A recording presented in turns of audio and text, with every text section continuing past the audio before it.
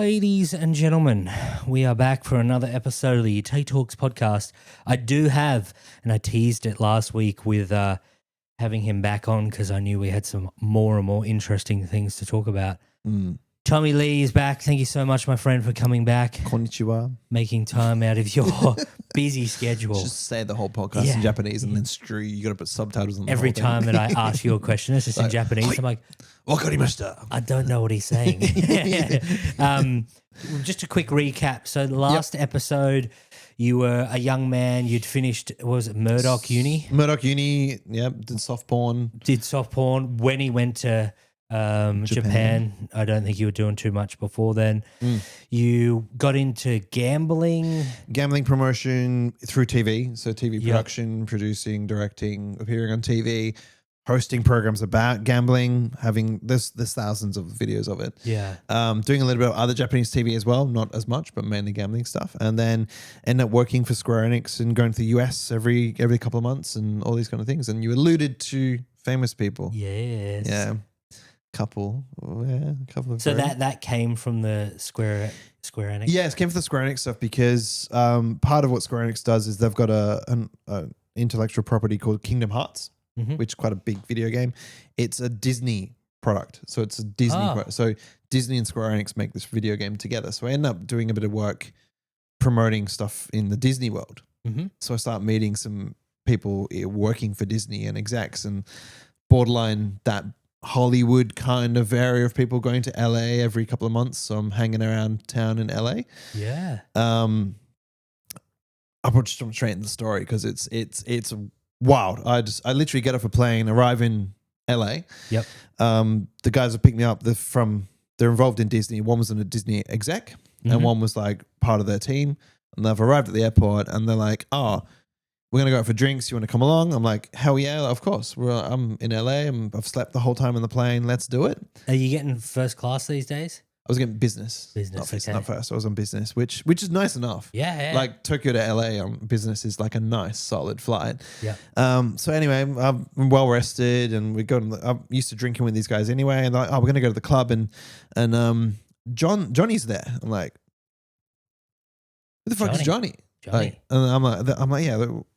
Okay, like, who's Johnny? Oh, they're like, oh, you'll know who he is. I'm like, what the fuck? So anyway, so we get in the cab, we're driving along, and I'm like, who's this Johnny guy we're going to go meet? They're like, yeah, you know him. You know him. I'm like, we get there. Literally, it's Johnny Depp.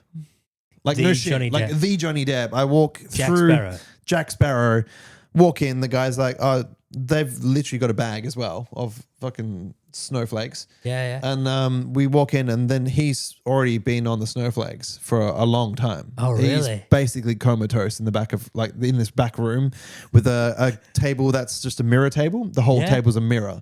And he's just like, I don't know if you can see on the camera, but he's like fully relaxed and like, you can picture it in your head exactly how it would look.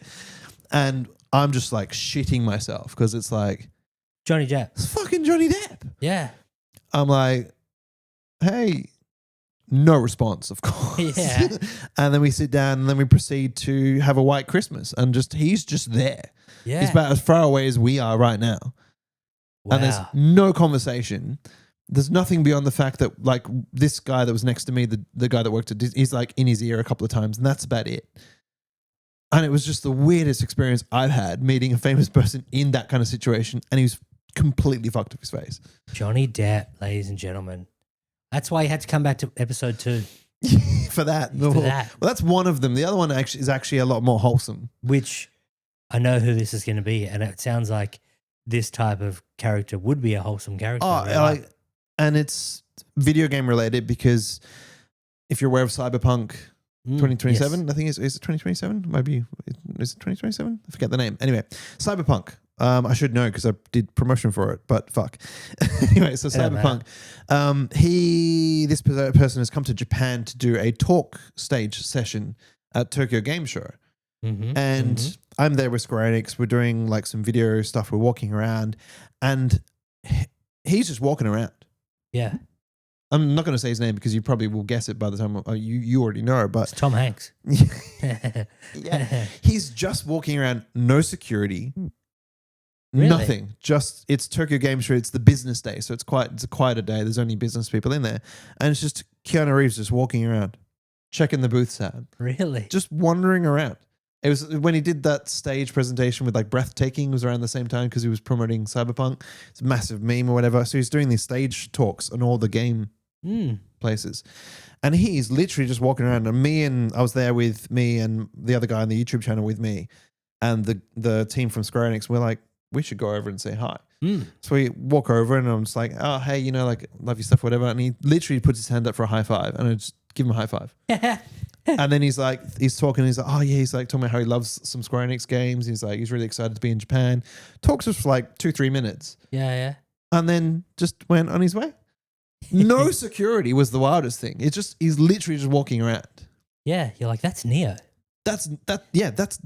That's John Wick. That's that's the coolest guy on the planet just wandering around. Yeah. And he was just chill because it's Japan. People, to be honest, they're very polite in Japan. So no one's Unless really you're bothering 6'5". him. Unless you're 6'5" and you annoy Keanu Reeves. Yeah. But I got a high five. So I always masturbate with this hand. Touched by Keanu. Yeah, that's the one. That is, so you kind of met Johnny Depp, coked out of his mind. I would say allegedly. I saw him close, but yeah, I mean, I met him. Touched him. Yeah, touched him. You could have kissed him. Don't know. It was a weird time. No, there was no security in the room. It was in a back room, so it was but it was like a big mirror table. Wow. Couldn't imagine why you would need a mirror table. No. For cocaine. I remember when I was a kid, I met Tony Hawk. Oh, damn. Yeah. That's huge. Yeah. Yep. Well, how'd you meet Tony Hawk? He came to the local skate park when they were opening it in Torquay. What? And they had I think they flew in.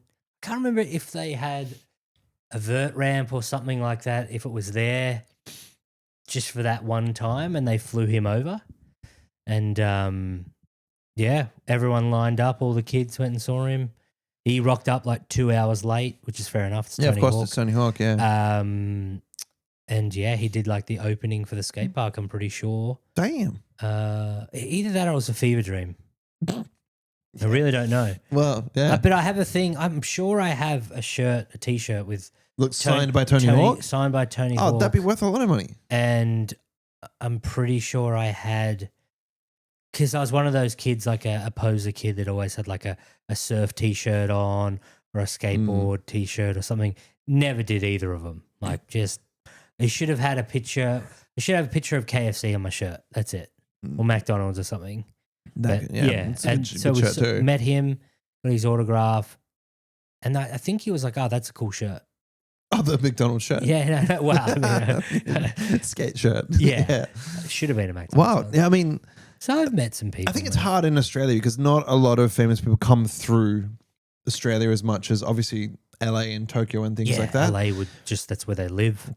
They are in LA. They're just around. I mean, not as famous, but because of the involvement in gambling and stuff, a lot of people come to Japan to experience gambling. It ended up falling through, but it was very close. Tom Hanks actually loves pachinko.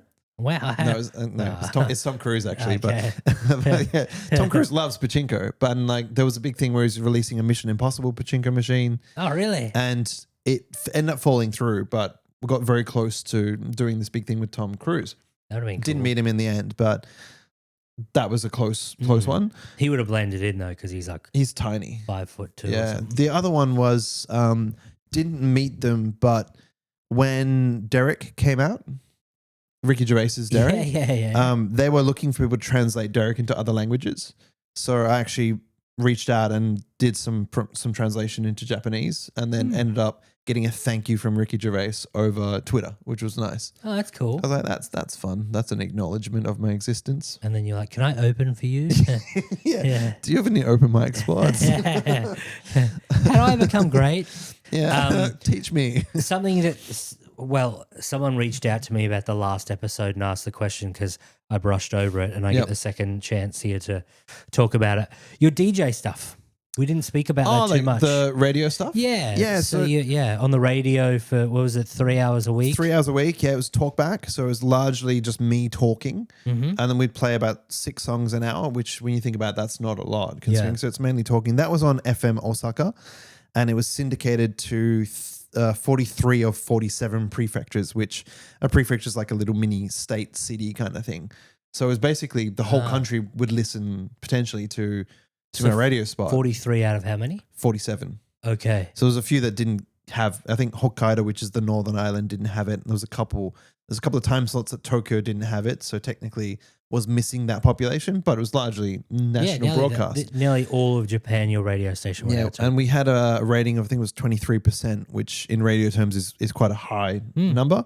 And we managed to trend on Twitter a few times, which was fun. So the radio program was called On the Planet, and it was finding topics from around the world to talk about and explain what was going on around the world from my perspective in Japan. Yeah, okay. So whatever I did in Japan, I always had to be back in Osaka on a Thursday night, largely to do that show when I was on that show. So if I was off to LA, I would go to LA for a week. Yeah. And then I'd be back. There was, I think, 2 occasions where I actually did the show from overseas. Did one from cool. Germany, which was fun. But yeah, it was about explaining to Japanese people what's happening in the world because they have no clue. Oh, really? Yeah, because they only speak Japanese. So they don't, if there's things in English, they just don't know what's going on. What, but like films and stuff are obviously still making their way over there? Films and stuff obviously do, but they're dubbed. Yeah, okay. So they're not like we watch. I mean, a lot of people who watch anime watch it subtitled. So they still have that authentic kind of feel to it. But films have the titles changed, for example. They're not called the same thing. They're called something else. So it's not, if you want to watch Lord of the Rings, it's called something else. I do not know the name off the top of my head, but it's not called the same thing. Wow. So they end up they have their own perspective on these films. Or news, for example, may not travel to Japan.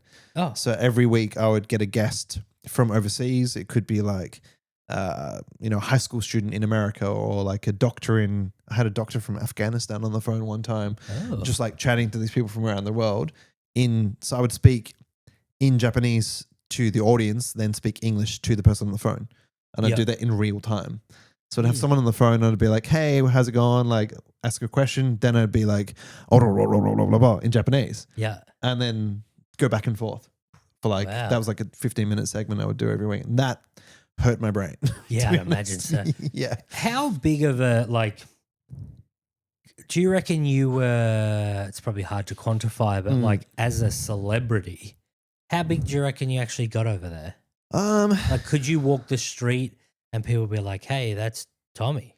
I would say if you had 1,000 people in a room, at least 1 to 10 would know who I was. Yeah. So like a crowded train, someone's going to recognize me. Yeah. Walking through the streets, I get stopped in photos and autographs and things like that. One of the not so nice experiences, but also nice at the same time, I went on a family holiday to Guam, which is like a small island, US island. Took the family. Cade is like 3 at the time. I'm taking him to the toilet in Guam. While I'm on the toilet, some guy stops and goes, Tom, can I get a photo?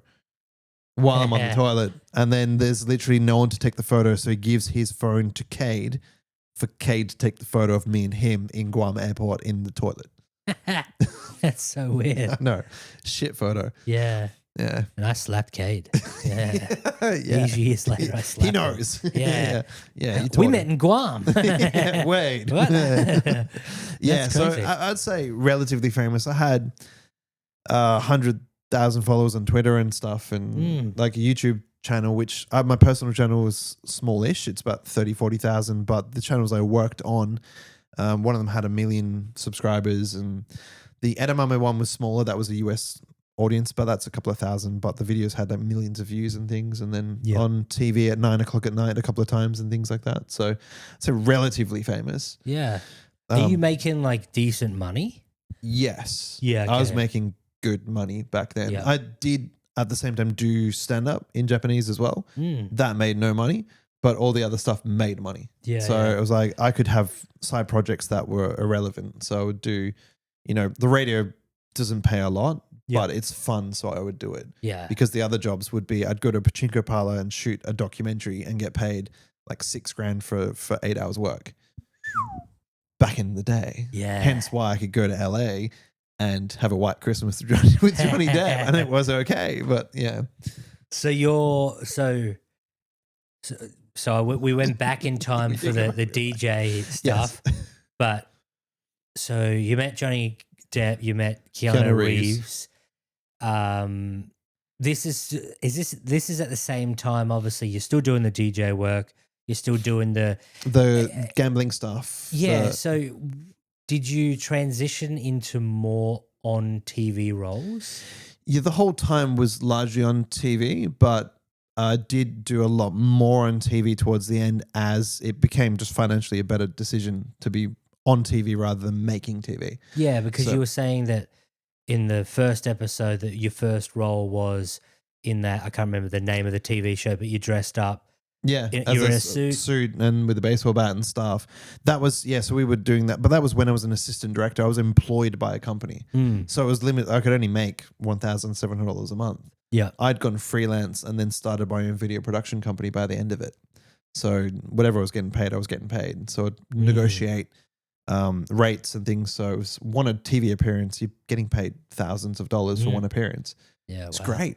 Spent all the money very quickly. Yeah, that's the issue when all of a sudden, I assume I've never been in that case, but if someone started to give me good money quickly, I'd be like, I am spending this right now quickly as it would come in. Yeah, I was just stupid. I mean, I invested heavily into things like equipment for producing the TV programs. Yeah. I had a killer PC set up and had a nice apartment right in the middle of Shinjuku as well. So I was like right in the middle of Tokyo. It was like a great apartment. That was nice. Ended up gambling a lot of it away, but making money off the gambling. So it was like a nice balance. Trips to anywhere I wanted. So I'd go to Guam, Hawaii, go to the UK, go to, just travel around a bit in between work, but I always have to work. Did your work schedule once you got onto TV and you were doing DJ stuff and blah, blah, are you still doing those 17-hour days or is it? Yeah, pretty much. I was sleeping in, I forget the name. Is it the Einstein sleeping pattern or something? There's it's a name for it. So I do 10 hours awake, then 2 hours sleep, 10 hours awake, then 2 hours sleep. Oh. Yeah, it's actually a really productive way to be when you're working, especially 2 time zones, because I'm effectively doing work for US companies and Japanese companies. So Japan's basically the same time zone as Perth. It's a 1 hour time difference. Yeah. So during the night, I'd be on call for the US team. And then during the day, I'm on call for the Japanese team because you produce a video. They go, oh, we need to change this. Yeah. And you don't say to Disney, oh, I'll do it tomorrow. You go, I'm going to do it right now. Yeah. So, but then they take 3 months to come back with a check of whether it's okay. So. Makes sense. Yeah. So I'd do 10 hours, then 2, 10, 2, 10, 2. Whoa. Just nonstop. That was probably a solid 2 years of doing that sleeping pattern. Crazy. Yeah, it's great. Yeah. So what sort of because you said some of this stuff to me as we were chatting, before thinking about doing the podcast and stuff like that. But I remember asking you the TV shows that you were on, sort of what was some of the weird and wacky stuff that they had you doing or eating or? Yeah, some of the weird ones were we did a travel program as well. That was quite weird. I would do things where I would have to wear a pink ninja suit and try and walk on water. That was a weird one. There was one time because I'd lost so much at gambling, they had me go to a temple in a remote mountain and strip off and get underneath a waterfall to cleanse me of my bad luck. And then there's one where I did a 55-hour live stream where I was told to meet them at a train station. I rocked up. They put a sack over my head, threw me in the back of a car, and locked me in a room for 55 hours. I'm live streamed. No, they took the bag off once I got in the room. Yeah. So what are you doing in the room? So they put a single slot machine in there and then a bunch of cameras and then a board filled with challenges that I had to complete. Otherwise, I wouldn't get fed. Wow. Yeah, I did that. That happened to me 3 times. Japan. So I have PTSD. If someone says, meet me in front of a train station, I'm like, no. Yeah, I'm looking around. Is there a white van? But the weird ones is on a lot of Japanese TV shows, they do they love their food. Yep. They love food. So We'd do ones where you'd have to like guess the food. So you wear a blindfold. I've seen those ones on Pornhub. Yeah. Yeah, isn't that what is it? Dick or dildo? Yeah. Bit like that actually. But they put a blindfold on. Your arms are tied up as well. They'll tell you to open your mouth. You bite down on something. Yeah, and it's usually something you're not expecting. All right. I'll leave that up to your Is imagination. it pixelated? Usually. Actually, it usually is on TV. It's Oh, actually right. pixelated as well. But the weirdest one they made me was I bit down on something and it was like crunchy and it was like gooey on the inside. It was almost like a white fishy kind of taste to it. And they then removed the blindfold and looking me right in the eye was a axolotl. Ah. Deep fried axolotl. A Mexican walking fish. Yeah, for Mexican the- walking fish. Yeah. Yeah, and I'm like, that was delicious. I'm like, I'll eat the rest. I don't care. It was great. So axolotl was Wow. the weirdest one, but they ate a lot of stuff raw. Obviously, raw horse. I didn't realize, but I ate dolphin. Ooh. That's going to be probably get people angry. Ate a lot of whale as well. Do you know say what sort of whale? delicious whale? Ooh. Whale's delicious. It's just going around the sushi train usually. Yeah, okay. So you'll be like, there's a sushi train. There's like this red looking meaty kind of fish thing. It's like, that's whale. Oh, really? And I'm like, it's already dead. I didn't kill it. Yeah, Like, that's fair. it's not my fault. It's delicious. Yeah. Stop And being in my delicious. mouth. Yeah. Whoops. Yeah. So that was the weird stuff. And that's just like sporadically through the whole time I was doing TV stuff. It's just, that's part of the Japanese TV culture. They would just make Crazy. you do weird stuff. What was can you remember the challenges you had to do so you could get fed? Yeah, there was often it would be stupid things like drink, like a concoction. It would be like a drink they've made, and it would have Ooh. like hot sauce and like these like healthy drink stuff, like all mixed in this concoction. It was like drink the whole thing, otherwise you don't get fed. Or it would be speak without using English words. So Japanese often has English words mixed through. Oh, So it's speak like for an hour, speak without using an English word in your sentences. wow. And you say them. So for example, things like, like desk in Japanese, they have a Japanese way of saying desk, which is tsukue, or they have desk, which is desk, obviously desk. So if you say desk, I would have an extra 10 minutes added on or like an hour added on. And so I wouldn't get to eat. And then also there's a slot machine in the room, which is making noise the whole time. So Yeah. basically going insane Yeah, for 55 hours for the entertainment of all the Japanese people. 55 hours. 55 you were hours. locked in that room. Yeah, I slept for probably the first one I did, I slept for I think 4 hours of the 55. Second time I slept for like 8 because I'm like, I can't do this. Like I'm actually going insane. Whoa. Yeah. That is some. Wait, so what happened the first time you're at the train station? Yeah. All of a sudden, people run out, grab you, put Yeah, the back of a truck. Are you like, my days are numbered? I've done something wrong. The Yakuza has got me. I knew something was up because the person my producer that was arranging a lot of my work said, we've blocked out your schedule for like 4 days. And he's like, meet me at this train station. I'm thinking I'm probably going to go on like a trip somewhere or something. It's going to be weird. And anyway, so the second I see the van pull up and these guys jump out in black clothing with basically a potato sack, I'm like, yeah, this is for me, basically. Like, I'd like to see like the unedited footage of you just punching people, but like, get the fuck out. I didn't do that. I was like, because if you're white and you punch someone in Japan, you'll get deported. Yeah. Yeah. That's fair. Yeah. We as revenge though, I when I started producing programs later on, there's a Japanese guy who was terrified of heights. Mhm. So we did the same thing to him. We basically got him to meet us at the train station, blindfolded him, handcuffed him, put him in a car, drove him out, put him on the edge of a bungee jump place, and then took the blindfold off as revenge. Oh, shit. That's a good one. Do they not have like HR? No, hell no. There's no HR in Japan. Wow. We one of the other ones, we hired out an abandoned hospital and threw 2 people in there and had them play like horror video games based in a hospital. Ooh. and then we'd just be like throwing things around and like shutting doors, and we'd like slammed the door and locked it and just left them in there for a while.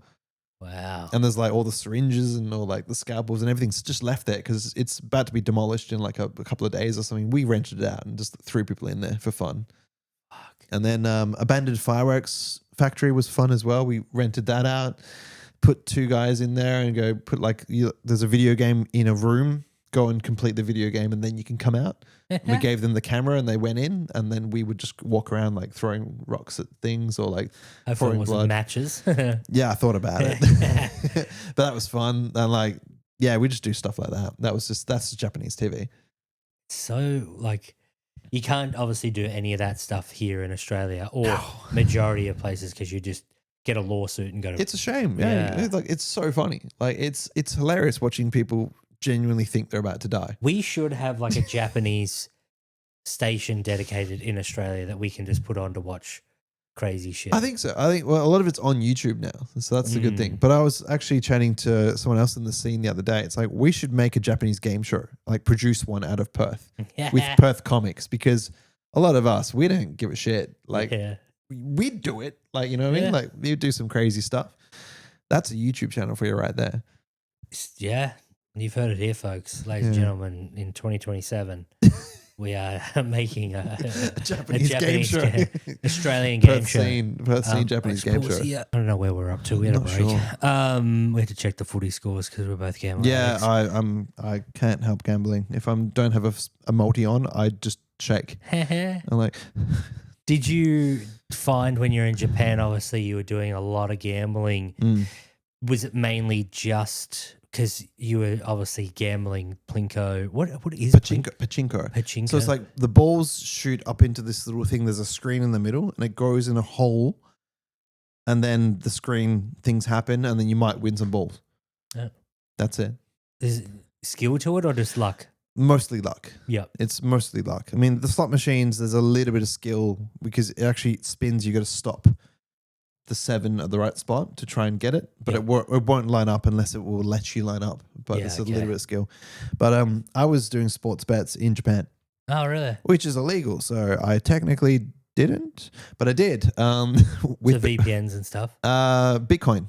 Oh. So sportsbet.io was great. It was you could bet with Bitcoin. Ah. So this is 2013. So I would buy Bitcoin at like $130, $200 a Bitcoin. So if you kept that, you would have $1 bazillion, would you? Yeah, I've found screenshots of multis that I've won and lost and looked at it and gone. Done the conversion. Yeah, shit. Shit. It's like just a house. Yeah, just a house, just casually on like a 4-leg EPL multi. But like I did actually have a bit of Bitcoin, which I cashed out in 2018, which helped. Okay. So I did actually make a bit off the Bitcoin. Yeah. But if I had kept what I sold in 2018 until like 2022, whatever, massive spike, I would probably not be sitting here. Yeah. I would be on a yacht. Oh shit. That is pretty crazy. Or an island.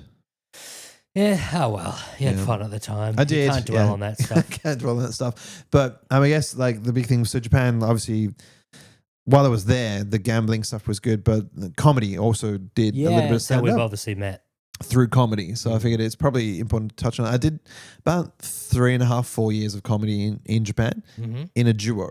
So, or they usually work in duos or trios. There's very rarely you've got like a single stand-up person. It's in duos. So I was a duo with a guy called Napper, and he was a half Polish, half Japanese guy, but he looked quite Japanese. Yeah. And he could speak 5 languages. He was really intelligent, and I was just the dumb, tall, white dude. And that worked really well. I was the fall guy for every joke because I'd just play the ignorant idiot. Yep. But I would play the ignorant idiot who had a Japanese perspective on everything. So although I looked the way I did, I would always present the Japanese opinion. And he would present the foreign opinion. So he would be like the foreigner guy who'd be like, I can't use chopsticks. And I'd be like, I love chopsticks. Yeah. And so all the Japanese people are like, oh, white guy like chopsticks. Very funny. Clap, clap, clap. So did that. And we were in a duo called Full Half, because half Japanese and half foreign and full foreign. So it was like full half. And we'd walk out, speak English to start off the set. And then no one would know what we're saying. then I would say in Japanese, can we stop? Yeah. I hate speaking English. And then for Japanese people, they're like, oh, he's like us. Like, so I did that for 3.5 years. And then obviously I was in Japan until 2020. That was when I left. Yep. So I'd been doing all the things, the gambling, the stuff with Square Enix, the YouTube stuff, the radio. I'd already stopped the radio probably about 2019, but 2020 I was doing all that. And then COVID hit. Yeah.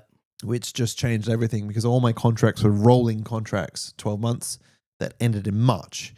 And March was when the lockdowns began. Yes. Yeah. So my the people I was dealing with at the time were like, oh, we'll not renew your contract right now, but we might when the lockdowns end. And I'm like, cool, great. Lockdowns shouldn't be long. Yeah. It was long. Yeah. So Jesus. I end up trapped in Japan, and from effectively, I thought in March, once the contracts went in, I was like, I'll just go back to Australia and just like wait this thing out. Yep. But I got locked in the country till July. Nice. And I couldn't leave my house because I spoke to the Australian consulate and they said, if you get COVID, you cannot fly. And once there is a flight to fly, we'll get you on that plane. So they go, if you get COVID, you can't come home. So I'm like, what should I do? They go, oh, just stay at home. Yeah. I'm like, okay, seems fair. You know how small my home is? Yeah. I'm like, I live in a shoebox with a computer. So I played League of Legends for 4 months and watched Tiger King like everybody else. Like, that's all I did. And then ended up coming back to Perth in July 2020 and then just left all of it behind because I was like, there was no chance I could go back to Japan. Yeah. They've effectively, when I left, they said they make you sign a piece of paper that says you may not be able to re-enter the country. Wow. I was like voiding my visa basically. Yeah. And so I was like, well, it's all done. So I just left it all behind. I hadn't even took all my stuff. I sent some of it over, left some of it there thinking I might be able to go back. Haven't gone back. Had to like sort it all out remotely.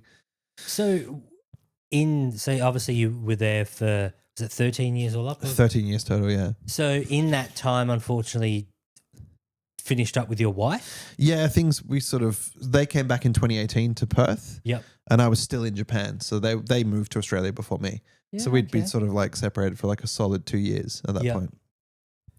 But yeah, so I came back to Perth and it was like, oh, I'm back in Perth and I have nowhere to be. But there's children of mine here, so I should probably see them. Yeah. I have not been around that much. Yeah, I'm like, hey guys, what's up? They're like, oh, that's what your voice sounds like? Yeah, they're like, wow, you're not a Japanese dude? I'm like, they're bowing. I'm like, yeah, yes. But yeah, came back and ended up falling into a different job and just kind of left the whole thing behind me. Yeah, just like So it's a fever dream. Yeah. It's like it's so strange. I'll sometimes think, and I go, oh, yeah, I did that. Like, and like, I was, because there's video of most of it on YouTube. So I'll go back and I did feed that bitch some ice cream. Yeah, those videos I should find them. They were good videos, actually. I like vanilla ice cream. But so do they. But let's go back to the stand-up in Japan. Yeah, so how did stand-up all of a sudden eventuate? I've always loved stand-up. Yep. Like, as a kid, I grew up sort of watching Monty Python and like Billy Connolly, Jamoan, like back in the day on Australian TV. Always had the itch to try it. And I kind of saw the stuff I was doing on TV as like a comedic outlet to try things. So I would intentionally come up with bits to say on the TV that would hopefully land, but you don't get the instant feedback loop like you do with stand-up. And so Japanese comedy is very different because you're in a duo and they're very regimented in how they react. Oh. So they will all clap at the same time.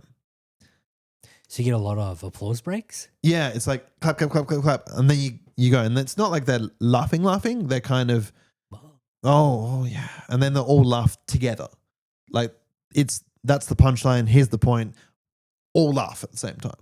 So it's not quite like Australian audiences where they'll be like, oh, fuck off. Yeah. No hecklers in Japan whatsoever. There's no such thing as a heckler in Japan. Yeah. So I did all that and it was so different to obviously Western stand-up that when I came back to Perth, the first thing in my head was eventually I want to try it because I'm pretty confident I have enough stage presence to do it. Yep. I've just got no material. Because all my material was about me using chopsticks or I like eating raw fish or like that was all my bits was just I do the stereotypical Japanese things. I'm like you. We are the same. Yeah. So when I came back in 2020, it didn't. I actually just kind of left it and worked and did these things until 2023. Was it last year? 24. So 24, beginning of 24, I got back into it in Perth, and the rest is not history because I'm still a struggling open micer. Yeah. But that's the thing, though. It's which still is fun. It's still like it's so weird that you started in Japan and had like a bit of a. So what are the crowds like? How big are you performing to in Japan? Biggest crowd I did in Japan was 52,000.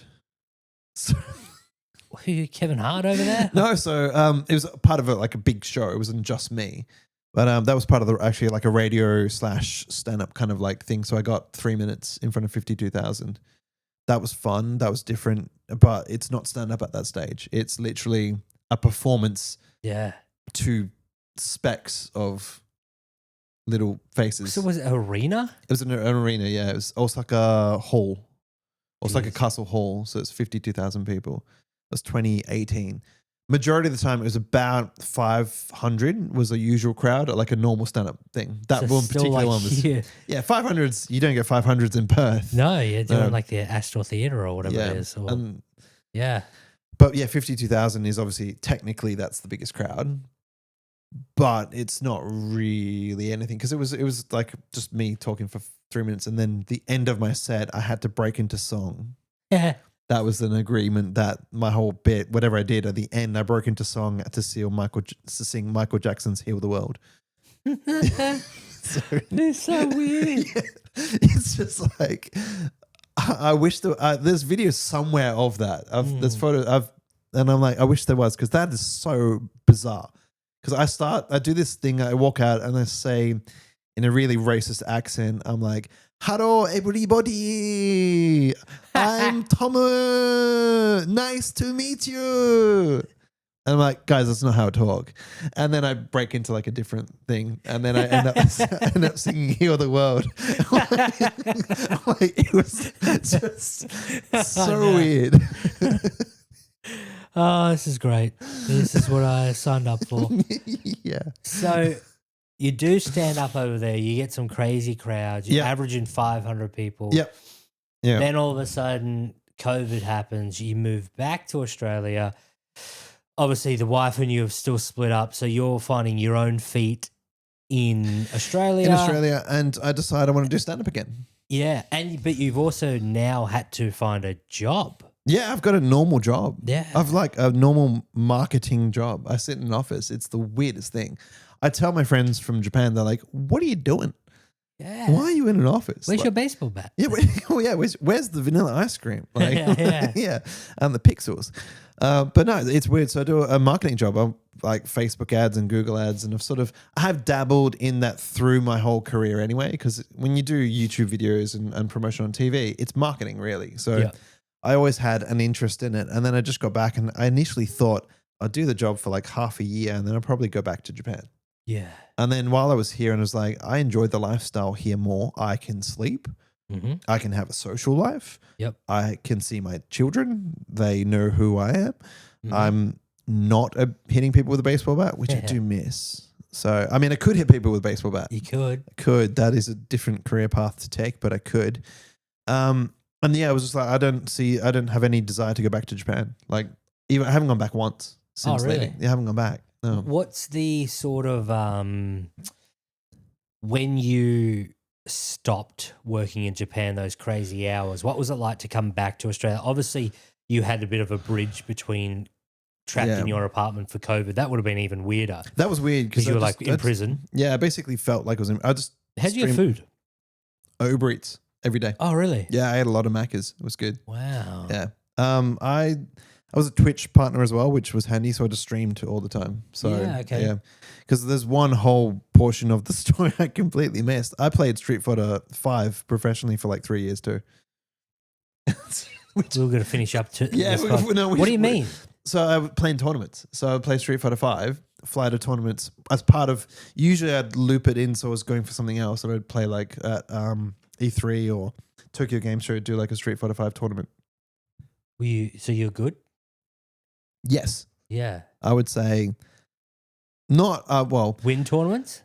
I never won a tournament because the level of competition is very high, but just to be in that mix of like the top 20 people in the world was good. I have won games against them, which is enough of a thing to hang my hat on. But I played Zangief, the big sweaty Russian guy on Street Fighter. That was the character I used. Yeah. And he got nerfed in the game, and it was just like it was not feasible to continue, or I would have to relearn a whole new character and try again, which you know enough to play them, but I was like, nah, I don't have the time to do this. So as in nerfed, as in that that player was obsolete. Yes, basically, yeah. Yeah. So is it because was it anything to do with like political stuff, or was it just a?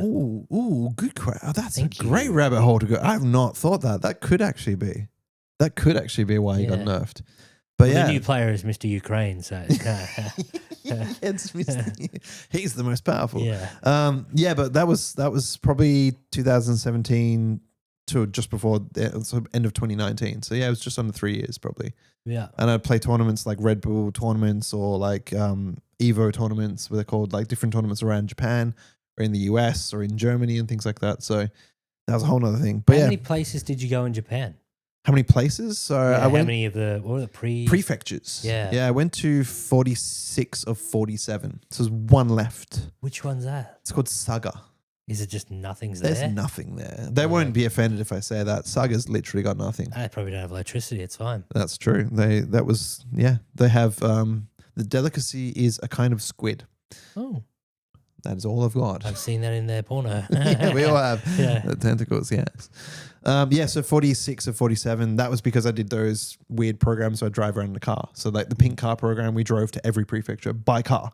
So did you did, it's weird because obviously you went to Japan when you were 22 and you were there for 12 years. So you were there for, a very, very, like literally a third of my life. Yeah. Yeah, is just in Japan. Yeah, so most of my adult life, even now, was in Japan. Yeah, and you had children. You had like before we'll wrap this pod up. Yeah, what's some of the things that you absolutely loved in Japan, and on the opposite side of it, what's stuff that you couldn't stand? I absolutely love the food. Yep, food is, I would say, world class. So I've been to other places around the world, like New York and LA, where they say the food is the best. None. Like Tokyo is hands down the best food in the entire world. You will not find better chefs, better quality meat, fish, you name it, they've got it. Yep. Best food in the world. That I missed almost daily. I go out and eat at a restaurant in Perth. You're like, I paid $25 for this. Where in Japan, you're like, oh, I paid $20 and it's phenomenal. Yeah. That I love. The things I hate, the blatant racism, like in your face racism. So I was there during the Rugby World Cup, and there were many restaurants that literally had signs that said "No white people allowed." Oh, right. Like on the door. So I would go in because I just stir shit, and they're like, "You're white, get out." And I had to speak Japanese, and they go, "We don't know how to deal with this." But yeah, the blatant racism is just horrible. So you'll never actually be fully integrated into Japanese society, no matter how much someone will say, I've lived there 50 years or 40 years. And if they're not Japanese, you will never be able to integrate completely into society.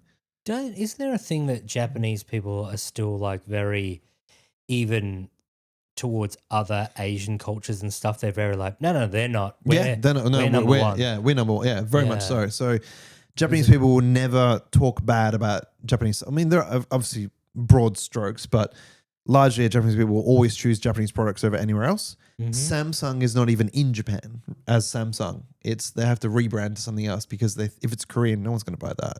Yeah, okay. So Samsung phones are called like something different in Japan. Wow. Just because people won't buy them. They do make good stuff though. They do make very good stuff. Yeah, like all the power tools and stuff like that were at one time all from Japan. Like Makita and stuff TVs, like that. Yeah. Cameras, cars. You name it. Cars, Toyotas, all the good stuff comes from there, but they just won't accept outside What's stuff. A little racism when they're making good stuff though? Yeah, exactly. We let them off. They're allowed to. I mean, so racist and doing nothing, they're bad. That's true. Technically, as a white person, you're not allowed to be the top of the family as well. So when you register in Japan, I was always registered underneath in like an extra column on the wife's like registration. Yeah. So I was like in a little column with White like dog. other thing. Yeah, basically it said white dog. Yeah. Yeah, white demon. The registration card says alien on it, so it's like alien registration card. I think that's in the States to get the visa. I think it's like if you were, let's say we were big time comedians to go over there and work, I believe it's like extra, what is it? Alien with extraordinary abilities. Or something That sounds like that. amazing. Yeah. I want to be one of those. Yeah. That's the thing I hate the most. Yeah, okay. I So think the the racism. Yeah. So food number one in Japan, racism is number one thing that you disliked. Disliked, yeah. Yeah. I guess the only thing I would say as like a silver lining to Japan is if you go off the beaten track, away from Tokyo, away from Osaka, away from the big cities, it is a beautiful place. The countryside is amazing. Waterfalls and like nice peaceful rivers and mountains, and it's amazing. You just dislike the people. Yeah, just racists everywhere. There was something else I was going to say. How old were your children when they came back? They would have been 10 and 7. Okay. So Cade, who you've met. And he fucking slapped him. Yeah, slapped him. He was 9 or 10 at the time they left. And so his English was a little bit broken when he arrived in the country, and he's kind of now found his groove. Yeah. Which is good. When I saw he's 16 now? 16 going 17 yeah, now. so I didn't think that he was like... No. Yeah, I was like, nah, it's fucking Tommy's son. Yeah. But what I was going to say is now that they've had like a solid 7 and 10 years in Japan, when you got back here, were there things that you had to be like, hey, just to let you know, in this country, it's weird to do X, Y, and Z, like stand too close to someone on the train or this, you know what, whatever, something to this day, cultural. Still, my 2 kids, which are 16 and 13, call me daddy. Nice. Like in public. Like, don't do that. Like, I'll be at Chemist Warehouse with my daughter in like, getting the stuff she needs as a growing female. And she'll be like, daddy, is this the right one? I'm like, no. Yeah, that just is that about the only thing though? There's nothing else? That's the big one. Yeah, okay. Yeah, I mean, is that a normal thing in Japan? It's sort of like it's like that was like a thing in Japan. Like daddy, I was daddy. It's daddy and mummy. Like when you've got half kids are like speaking English and Japanese, daddy just becomes the term. Or they use mama and dada, and I'm like, that is not going to fly. Yeah. And so they changed it to daddy, and it's stuck, and he's 16. So even like Cade's helping out at the lounge doing the sound desk, and I'll walk over and be like, oh, daddy, I'm like, don't. Yeah. You do realize I will be arrested for this, especially my 13-year-old Daddy, stop it. What's this? I'm at the gym helping my son like train. It's like, daddy, is this the right weight? I'm like, don't. This one doesn't fit, daddy. Like, yeah. That needs to stop. Yeah. All right. That's a good way to finish the pod. Yeah. Anything you want to plug? No, I would just say I've got socials and things like Tommy Lee Comedy. It's on you'll find me on Instagram. You'll be linked in the we're all there. Below. We're good. Thank you so much for coming on, mate. Thank you, sir. Yeah. Having me back. Oh, I mean, having me back in your life. You're being very Japanese. Yeah, You're over polite. Yeah. Get the fuck out. All right? I'll watch the footy. Yeah, me too. Thanks, guys. We'll be back with another episode with someone one day. Goodbye.